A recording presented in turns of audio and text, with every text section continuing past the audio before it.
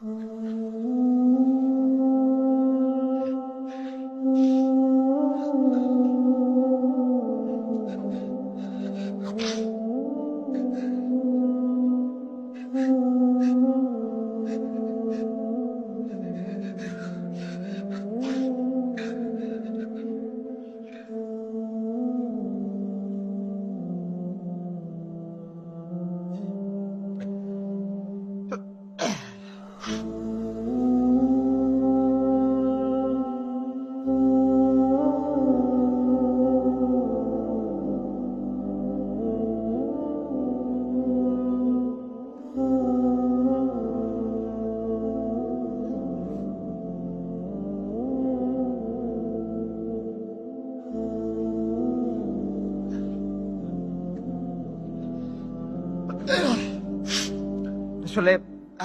আমার আলোচনাটা না হলে ভালোই তো, কারণ যে পরিচয় আমার দেওয়া হয়েছে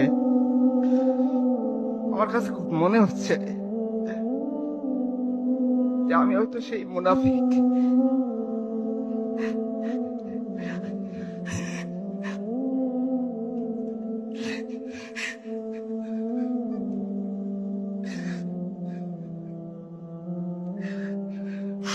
আমি এখানে আলোচনা করব গিয়ে দিন শেষে আমার ছোট্ট সন্তানকে দেখে আমি আমার আলোচনা নিজেই ভুলে যাব। আমি এখানে আলোচনা করব আমার ওয়াইফের সাথে আমি ঠিকই আনন্দে আমি ঘুমাবো।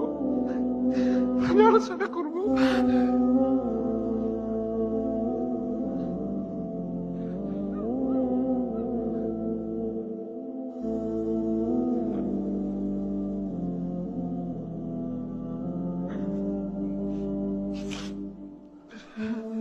আমি আলোচনা করবো আর আমাদের ভাইয়েরা এভাবে মরতেই থাকবেন।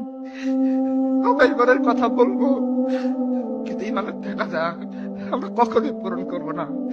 আমরা আব্দুল্লাহ ইবনে সুবাইর কাতারে ঢুকে যাব, কখন আবু বকর ওমরের মতো দাঁড়িয়ে মুসলিম উম্মার দায়িত্ব নিতে পারবো না।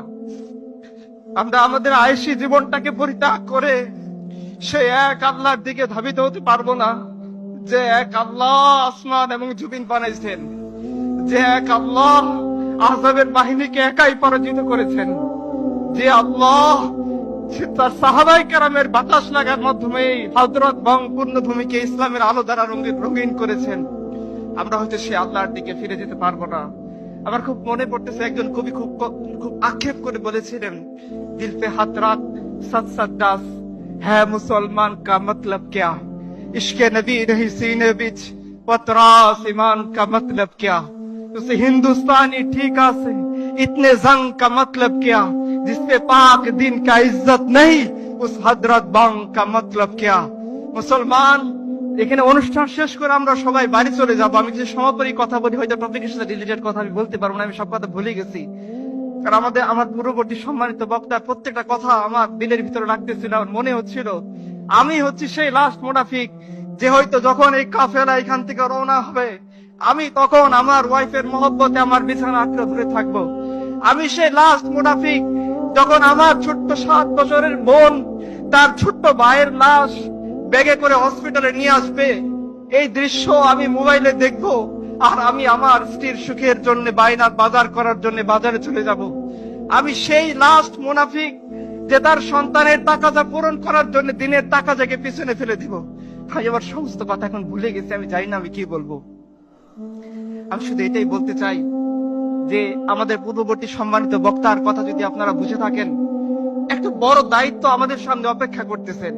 আমরা জানি আমরা এই দায়িত্ব পালন করতে অক্ষম, কিন্তু আমাদের মাবুদ সক্ষম। তো আমরা জানি এই দায়িত্ব আমরা পালন করতে পারবো না, কিন্তু আমাদের রব আমাকে সেই শক্তি দিলেন। তো আল্লাহ, তুমি আমাদেরকে সেই শক্তি দান করো। আল্লাহ, তুমি আমাদেরকে মাটি কামছে তোমার দিনকে আঁকড়ে ধরে থাকা তৌফিক দান করো। আল্লাহ, তোমার দিনের উপর আমাদের মৃত্যু দান করো। আল্লাহ, মসজিদে আকসাকে তুমি তো মুক্ত করেই দিবা, আমার মধ্যে একটা খুঁতটাকে ওই কাফেলায় তুমি শরীক করে দিও। আল্লাহ, আল্লাহ তুমি